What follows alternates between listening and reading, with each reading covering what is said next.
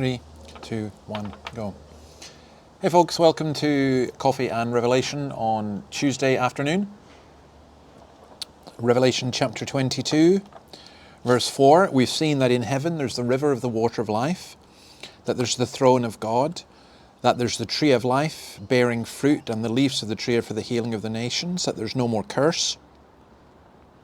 And then verse 4 says this: they will see his face, and his name will be on their foreheads. Obviously, a couple of things there. They will see his face, reflecting Psalm 27, verse 4. One thing I ask of the Lord, this is what I seek, that I may dwell in the house of the Lord all the days of my life, to gaze upon the beauty of the Lord and to seek him in his temple. I was thinking about this, and I was thinking of Psalm 27 as we used to sing it. One thing I of the Lord desired and will seek to obtain, that all days of my life I may within God's house remain, that I, the beauty of the Lord, may reverently inquire. It's astonishing, really. I don't think I've sung that for years, and yet how it sticks in your brain. I guess it's a great way to memorize scripture, isn't it, to sing? So I think seeing his face, it's such a beautiful thing. God will wipe away every tear from their eyes. It's like we're face to face and he reaches out and the tears are all gone.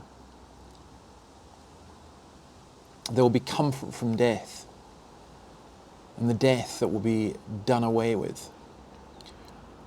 I think John is seeing this fulfillment of prophecy as something that's just continuing. All the various forms of suffering are gone. We're not going to hear the sound of weeping anymore.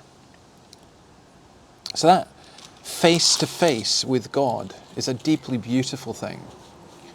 And then there's this idea of his name will be on their foreheads. I guess you could call it a divine tattoo. But again, it's a reflection of the name of God being upon his people. And again, it's just such a beautiful thing. When you see someone's face, I love it being able to talk with somebody and talk with our grandchildren, for example, and then to see their face on Zoom or whatever it is, FaceTime or whatever. But it's even better to be face to face with someone, isn't it? So much better. And this is this idea of now we see through a glass darkly. Then we shall see him face to face.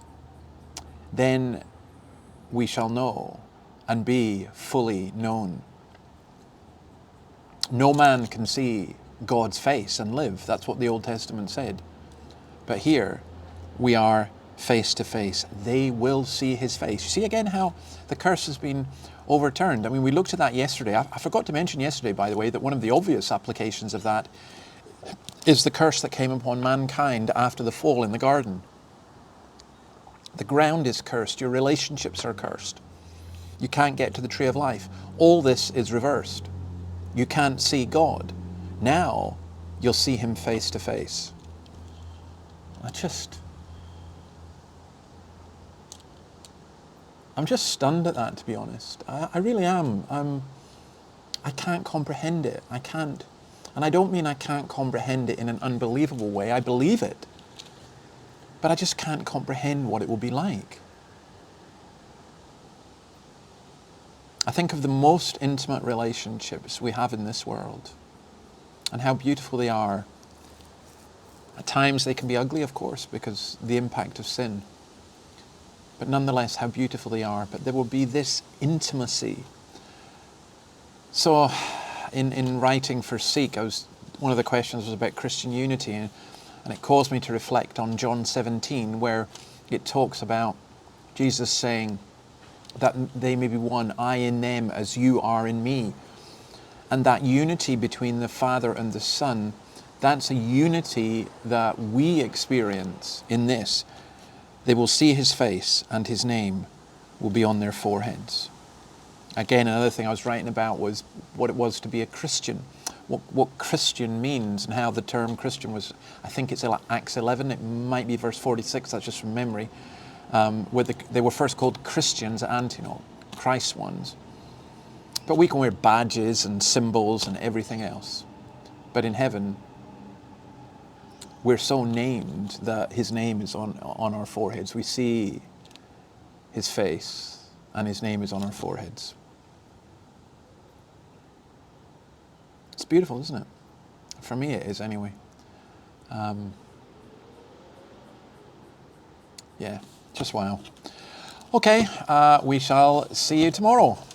Hopefully at the same time, and hopefully the weather will be as good here tomorrow, as it is just now. But again, for me, it's just a reflection of being able to see the glory of God. Imagine being in a place where you don't need the sun because it's as bright as this all the time.